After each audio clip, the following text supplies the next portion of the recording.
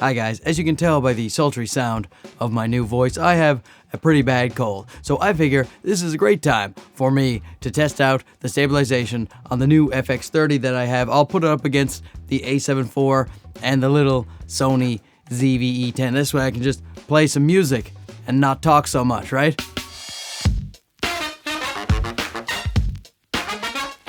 So what I did in the test is I put two cameras on a tripod side by side and just walked to have the comparison. The FX30 versus the A7IV, then the FX30 versus the ZV-E10. Most mere mortals can't do that, but I could lift that all day on my shoulder. Sure, I get a lot of colds, but I have sculpted shoulders. And lenses I use, a 24mm G Master on the A7IV, 16mm Sigma 1.4 on the FX30. That gives a similar field of view, and the ZV-E10, its electronic stabilization crops in a lot, so I had to go with a wider lens. I went with the Viltrox 13mm to give it a somewhat similar field of view. So let's check out the first test.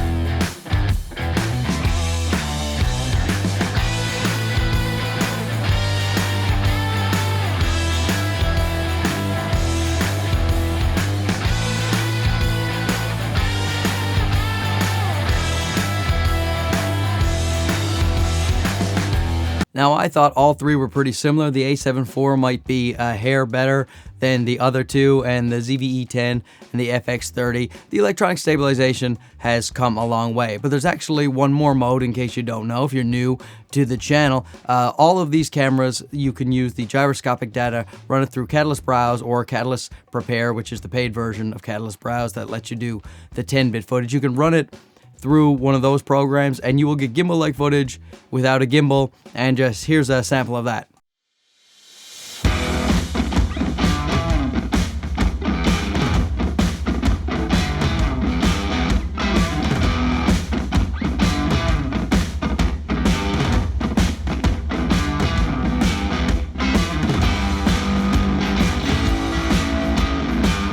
And you know what? I did the test one more time. I just did circles in my backyard like a lunatic, so we should check that one out too.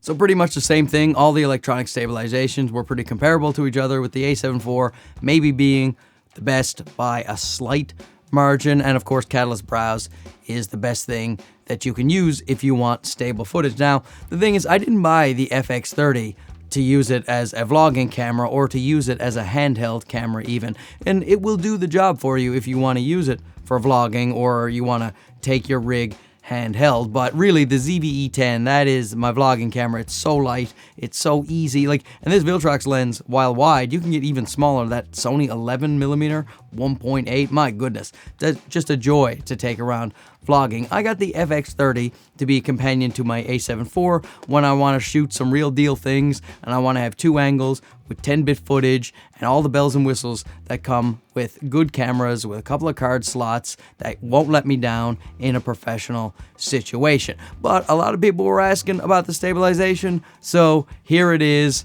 Even though I'm super sick and I'm so tough, guys, the things that I do for you people and the YouTube ad revenue, mostly the YouTube ad revenue.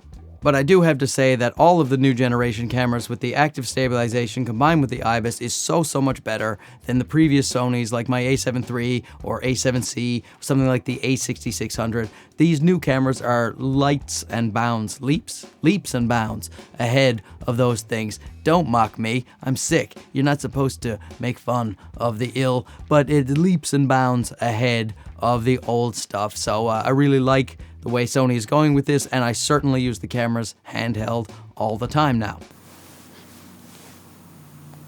And now my voice is completely gone, but it's okay because my phone can talk for me. In fact, the voice is pretty much the same. Haha, haha, haha. Anyway, thanks for watching. Don't forget to like and subscribe. We'll talk to you again soon. Okay, bye bye.